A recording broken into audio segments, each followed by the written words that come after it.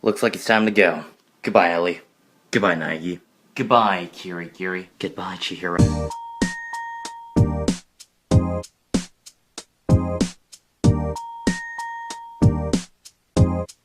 Hey there. Finally made it to PAX Prime. Had to deal with lots of people smoking for 4 hours. That's great.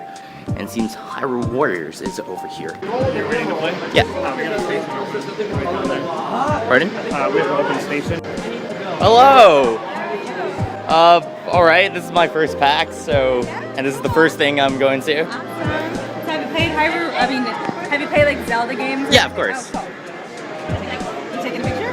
No, I'm recording it right now, so. Do you want to play? Yes. So Zelda, Link is like the less, it's easy to play, and then or you can play Zelda or anytime.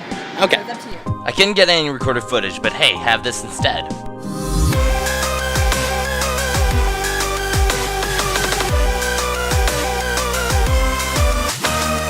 Alright, just finished playing Hyrule Warriors. It was pretty interesting. Look at this Link.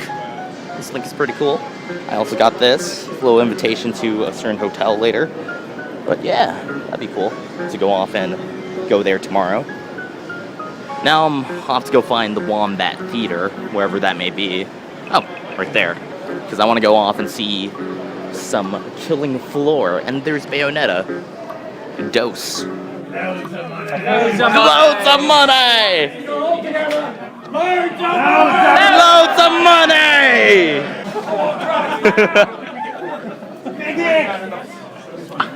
Get off the level! I think to the trader! When can we have a level 7? Oh! Oh! He went there! Yeah. DJ Scully, come to the front! Yeah. Oh man! For one round. Dun, dun, dun, dun, dun, dun. No, no. No, okay.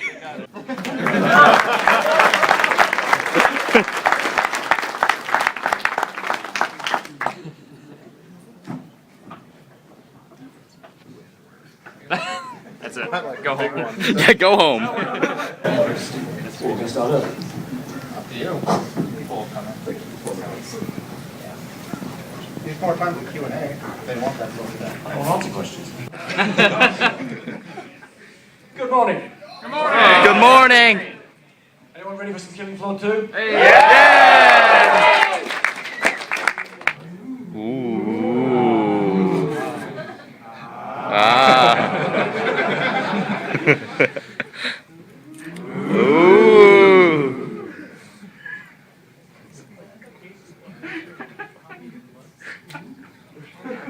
Oh. Oh. Oh. Here it is. Oh.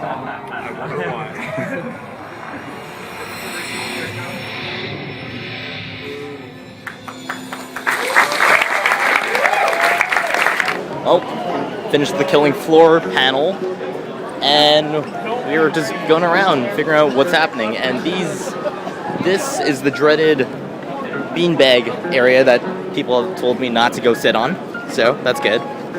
Oh boy.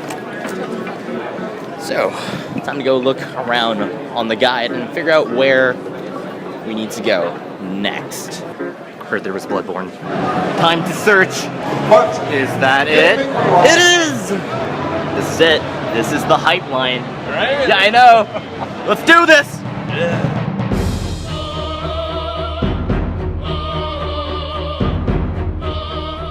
So, after having a riveting conversation with the streamer, which I forgot his name, of the current Souls DLC, we finally enter into the world of Bloodborne. I knew right off the bat that it feels way more different than Dark Souls 2, but in a good way, as in the movement feels much better, and the atmosphere as well. I tested all the buttons before moving forward, as in what does what. Triangle heals, so you no longer need to scroll through flasks. Square is the same old, uses items or consumables, X is to examine, and circle is to roll and strafe. D-pad is all the same. L1, which I did not try when I first played the demo, transforms your weapon, and I'll get into that later on in the other videos where I play Bloodborne once more. L2 is for the gun, which I didn't really use much of it during this demo. But anywho, R1 and R2 are light and heavy attacks. and flicking forward with the 2 causes a kick and jump attack. I played this game how I would regularly play a Souls game, so I didn't really utilize everything that they had given me. The atmosphere of the game is very dark and spooky. You feel very unsettled, more than the previous FromSoft games. I begin to move through the world and find myself a bit scared and tend to backstep to avoid getting hits on me. Staggering enemies are a bit harder now, and when being hit, you have a chance to recover a bit of health from attacking the enemy. Kind of like when you get hit while blocking in Ultra Street Fighter 4, for example, where it takes time to recover HP. There is also a new stealth mechanic that allows you to track one person rather than the whole horde, which is very useful since there are more enemies in an area than there are in previous Soul games. There are enemies that have shields, which you have to stagger by using the kick. Pretty obvious since, Dark Souls 1 did that. And there are enemies that have guns, which deal quite a bit of damage. So try to avoid those guys. When aggroed, they don't seem to chase you, so you can either go in or avoid them altogether. There are also dogs and crows, which I'll get into later on. But others are standard enemies which you need to avoid in hoarded groups, or else they'll literally surround you, and there will be no escape. It's actually how I died the first time, but shh.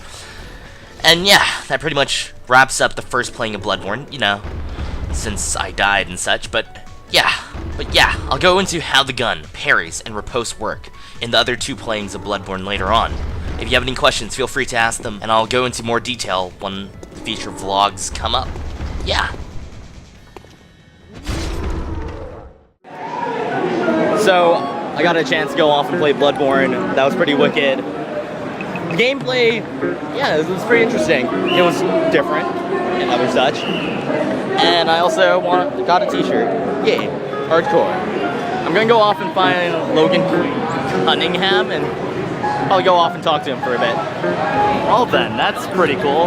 We got ourselves Altair, Ezio, Connor, that guy from Rogue, that other guy from Rogue, Thor, and Liberations. Oh boy. Ew, it's Sonic. Oh, sorry. Hey, Melzar.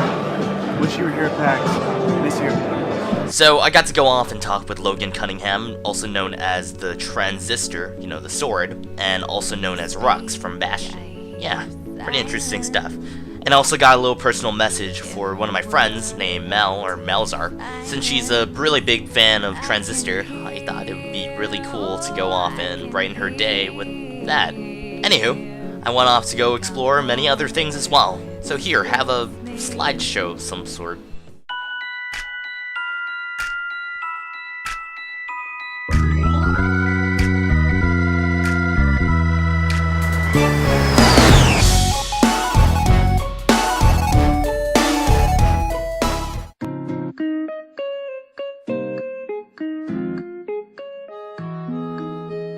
So we head into the line for Evil Within, and that takes about an hour or so. Oh boy!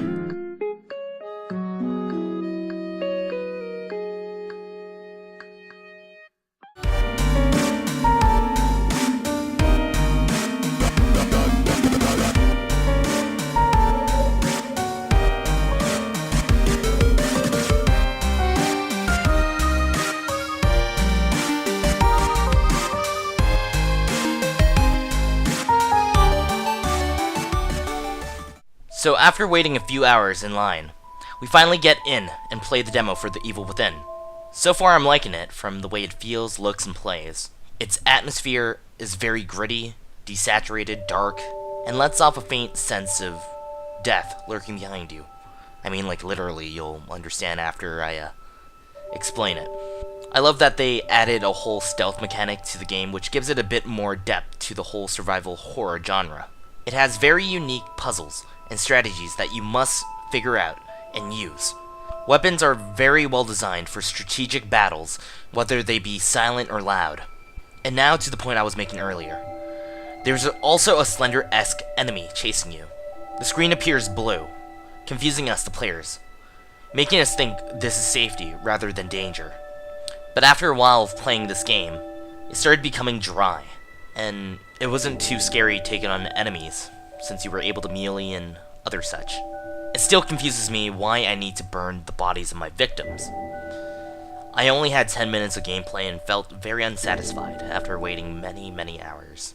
Probably 1.5 maybe, I don't know. But it looks like it's still going in the right direction, but not in the true roots of horror games. I had also heard that other people who had gotten a chance to play the game over 30 minutes were still not satisfied with what it has to offer. But that may change once the game is officially out. I'm still not too sure about it though. Well, PAX has ended for today, and we move on to day 2 tomorrow. Gatorade! Yeah! Good morning, good evening. I hope you like dreaming. You live to learn and you learn to live. It's positive and negative.